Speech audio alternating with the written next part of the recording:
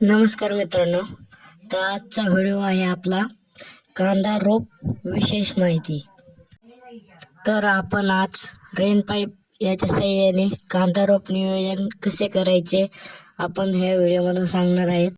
आपण बघा 4 ते 5 गुंठे रान आपण चांगले दात्रेने घडून घेतलेला आहे.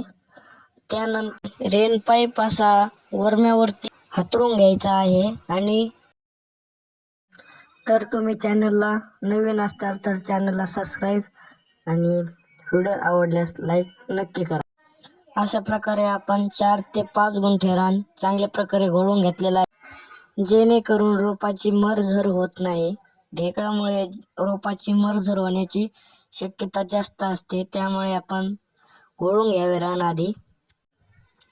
आणि 4 ते 5 गुंठ्यात आपण 1.5 किलो रोप कसे टाकायचे सांगणार आहोत.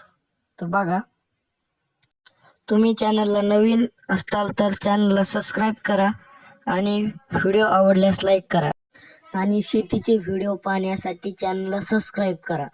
तर बघू शकता आपण आता आम्ही 1 किलो राही आणि अर्धा किलो घरचं गावरान बी येथे घेतलेलं आहे. तुम्ही बघू शकता अशा प्रकारे आपण टाकत आहोत.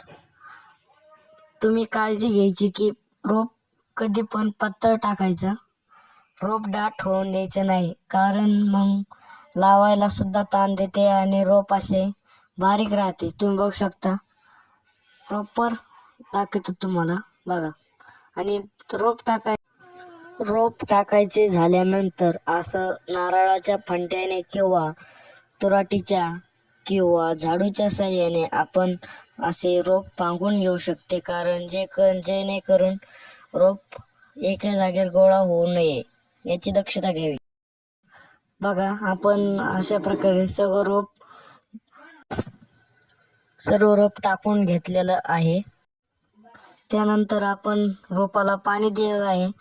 रेन पाईप तुमच्या हिशोबाने 20 ते 25 मिनिटं आम्ही येथे पाणी रोपाला दिलेलं आहे. तेव्हा रोपामध्ये थोडंसं पाणी साचायला लागलं की आपण रेन पाईप बंद केलेला आहे. तर बघू शकता. व्हिडिओ आवडल्यास नक्की लाईक आणि शेअर करा आणि चॅनलला सबस्क्राईब करा प्लीज. आणि 4 ते 5 गुंठ्यामध्ये आम्ही येथे 1.5 ते 2 किलो रोप टाकलेला आहे, बघू शकता. आणि 20 ते 25 मिनिटं झाल्यावरती आम्ही रेन पाईप बंद केला, बघू शकता. आणि नियोजन आवडल्यास लाईक करा.